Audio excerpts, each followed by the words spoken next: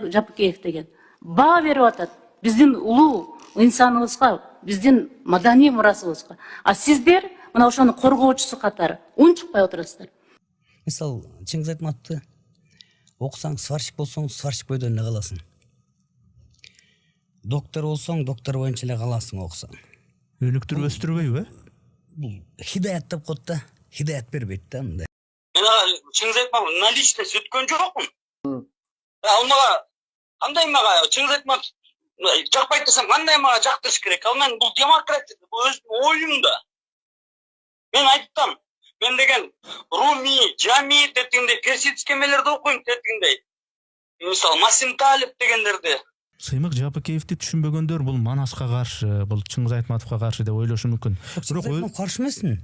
Негизи туура эмес ойлонушу мүмкүн деп. Бирок өзүнүн бир мүдөөсү бар, өзүнүн бир мындай дүйнө таанымы бар инсан деп мен эсептеймин да. Урматтуу Москва шаарындагы айдоочулар, таксист агалар, энелери. Эгерде мыкты таксопарк издеп жүргөн болсоңуздар, болгону 1% алган Белес парк таксопарк сунуштаймын. Парковый самозанятый болуп, электронный путевой листтерди алсаңыздар болот. Таксиге керектүү бүт документтерге өздөрү жардам берет. Диспетчерлери ар дайым сиздер менен тыгыз байланышта. Дагы баса белгилеп айтыш керек, эгерде сиздер электронный путевой лист алсаңыздар 2%, эгерде албасаңыздар анда 1%. Эң негизгиси өзүбүздүн мекендештерибиз, кыргыз боордошторубуздун таксопаркы. Андыктан келиңиздер, биргеликте Белес паркында иштейли. Ассаламу алейкум достор, амансыздарбы? Азыркы учурда интернетте Сыймык Жапыкеев мырзанын Эрнис Кыязов агабыздын подкаст YouTube каналына берген интервьюсу өтө катуу бир талкуу жүрүп атат. Ал жерде эки видеосу катуу талкуу болуп атат. Бири Чыңгыз Айтматов тууралуу, экинчиси болсо кыргыздар деп сүйлөгөн видеолору. Азыр анда биринчи видеосуну койсок, Чыңгыз Айтматов тууралуу сүйлөгөн видеосу. Мисалы Мустафа Кемаль. Чыңгыз Айтматовдун өзүнүн жана Маңкурттун ошол чыгармалардагы кызыктырабыз. Бул Чыңгыз Айтматовду кандай айтайм? Бул деген союзду мактачу. Мындай. Идеология. Ана мунуку деген мисалы Чыңгыз Айтматовду окусаң, сварщик болсоң, сварщик бойдон эле каласың. Доктор болсоң, доктор боюнча эле каласың окусаң. Өнүктүрүп өстүрбөйбү?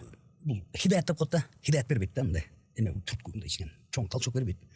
Мисалы Маңкурт деген мен окуган жокмун просто. Кыямат. Бар эми мындай андай деле окумушундай сюжет эмес да. Бирок эми уникалдуулугу бар да эми.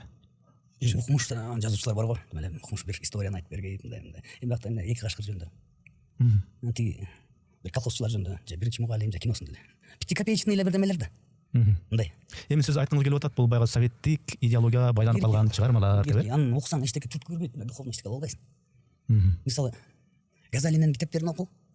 Мынтип каласың. Мисалы Брюс Лидің киносын көрүп, чыга калып эле секиртпейт мындай. Мынтип калсаң Брюс Ли болгум келет. Чудасың, Мисалы Газалинин китептери бар, Руми, Жами деп атпаймынбы? Бируни, мисалы. Ой кетет. Сыймык Жапыкеевди түшүнбөгөндөр бул Манаска каршы, бул Чыңгыз Айтматовго каршы деп ойлошу мүмкүн. Бирок каршы эмесмин. Негизи туура эмес ойлонушу мүмкүн деп. Бирок өзүнүн бир мүдөөсү бар, өзүнүн бир мындай дүйнө таанымы бар инсан деп мен эсептеймин да. Демек, бул видео ушунчалык катуу талкуу болуп атат. Керек болсо мамлекеттик деңгээлде ушул бир эжеке сүйлөп чыгыптыр. Бул балага чара көрүш керек, бул бала аны сүйлөбөш керек эле депчи. Жапыкеев деген баа берип атат биздин улуу инсаныбызга, биздин маданий мурасыбызга. А сиздер мына ошону коргоочусу катары унчукпай отурасыздар.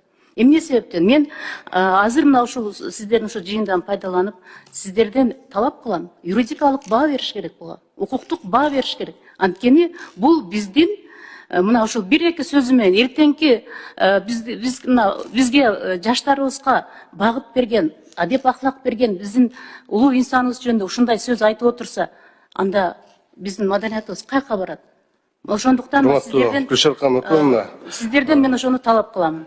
Психикалык саламаттыгын текшерип, укуктук баа бериңиздер, айтып атпаймынбы? Кандай болгон чакта дагы бериңиздер, укуктук баа. Психикалык абалын текшерип. Эмне үчүн ошол мына элде ошол мына биздин бардык социалдык тармактарда жайылып кетти. Аны биздин башка дүйнөлүк адабиятты дүйнө жүзүнө таратып аткан адам жөнүндө ушундай чыкса, социалдык тармактардан мына ошол баа берип атканы башка мамлекетке дагы чыгат. Сиздер укуктук баа беришиңиз керек ошону. Кушаркан психикалык абалын ошол психикалык ооруканага жаткырып текшере турчу адамдан Чыңгыз Айтматов коргоого муктаж эмес деп ойлойм. жана эгерде мүмкүн болсо биз министрлик дагы буга реакция кылабыз. бериш керек. Башкалар эми алар башкалар реакция берип атпайбы? Мисалы үчүн канча деген биздин ошол социалдык тармактарда бардык жака жайылып кетип атпайбы? Ошондуктан сиздер буга Анан Сыймык Жакпыкеевке деги өзүнө да чалан окшойт. Анын дагы ушул тууралуу өзүнүн оюн угуңуздар. Чыңгыз Айтматов эмнеси жакпайт? Акаевди ушулап келген бийликке. Президенттиги отурган жеринен сен болосуң деп атып келген. Акаеви кашасын чыгарды баарын. Мисалы, ушулап келгенде, ушу биринчи Чыңгыз Айтматов президент болду дешкенде ошол кездечи. Анан мен болбойм, мен силерге чөткү бир президент, доктор наук, академик таап келем деп бүт баары сойбоду. Эми Чыңгыз Айтматовдун мындай эмесин деле айтпай койгон, дүйнөсүн. Ал эмне? Бета сторис деген баары эле ошону окучу да бүт баары эле. Айтпай эле койчу маны. Ладно, эми ал жагын Эмне каяктан алып атаным бар? Мисалы, мен Чыңгыз Айтматов наличный өткөн жокмун. Ал мага кандай мага Чыңгыз Айтматов жакпайт десем, кандай мага жактырыш керек? Ал мен бул демократия, бул өзүмдүн оюм да.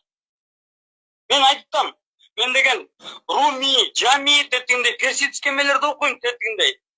Мисалы, Масим Талип дегендерди, Антихрупкость, Белый лебедь деген китептерди окуйм.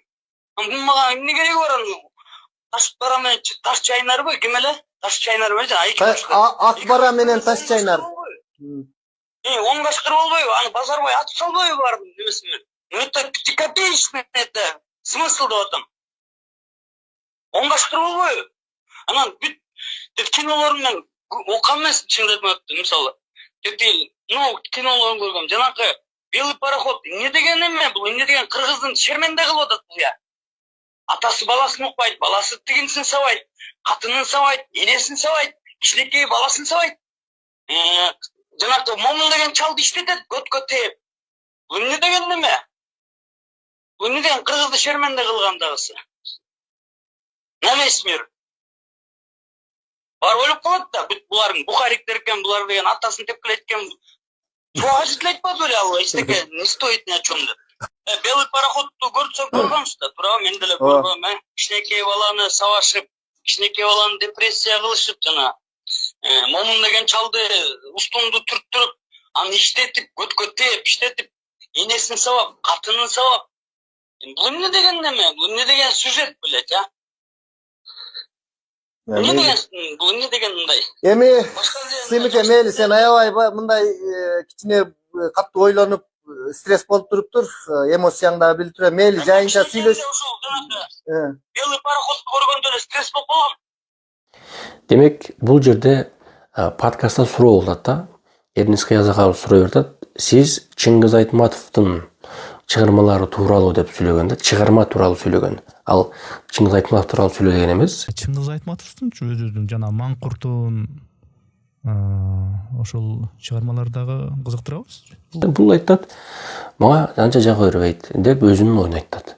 Мага чыгармалар жакпайт дедим, жакпады, болду. Эмне үчүн мен мага бирөөнүн чыгармасы жакпаса мен жакты дешим керек. Жакпаса жакпады да деген оюн айтып атат. Чыңгыз Айтматов наличность өткөн жокмун. Ал мага кандай мага Чыңгыз Айтматов жакпайт десем, кандай мага жактырыш керек? Ал мен бул демократия, бул өзүмдүн оюм да. Мен айттым, мен деген Руми, Жами дегендей персидский эмелерди окуйм дегендей. Мисалы, Масим Талип дегендерди, Антихрупкость, Белый лебедь деген китептерди окуйм. Ал эми экинчи талкуу болсо, кыргыздар тууралуу сүйлөгөн. Ал видеосунда көрсөңүз да. Элге да эметпей калдым да мындай. Эл мисалы тандаган депутаттарына Канча кыйкырганың менен. канча кыйкырасың, канча кыйкырып мынтип 6-чы созывга эмне деген депутаттар келишти. Эмне деген депутаттар? Эми азыр 7-чиге, 8-чи болуп кетти мисалы. 7-чи, 8-чи болуп атпайбы? 8-чиге кандайлар келишти мисалы. Анан бесполезно экен да. Көп эл кайдыгер экен, кайдыгер эл. Кайдыгер аябай. Кайдыгер. Айтам, көйдөнү дагы 0, кругозору да 0. Биздин кыргыздардын кругозору да 0 да. Бүт баарынын ба? Көбүнүн. Көбүнүн. Мынтип өзүнчө эле бир 470 жылы GX деп сөйлептті. GX бүтті. Что GX деуш керек да. Например, или 570 деуш керек, ана номерінде 570 деп жазып алыш керек.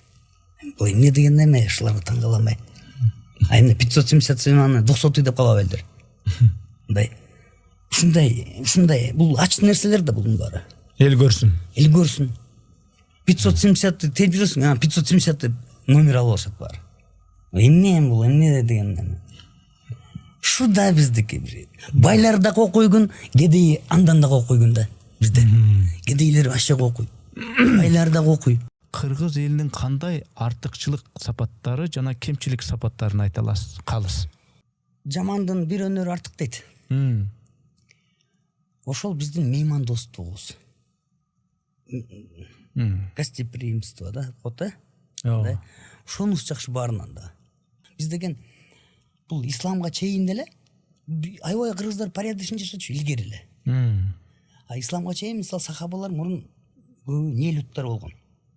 Поддоноктор болгон көбү. Түгөнүп бүткөндөр болгон да. А биз ошондо эле карасаң, атасы менен баласын, энеси менен баласын мамилеси. Дин жокто деле, мисалы бизде деген таманында болчу, эненин таманында болчу бейиш.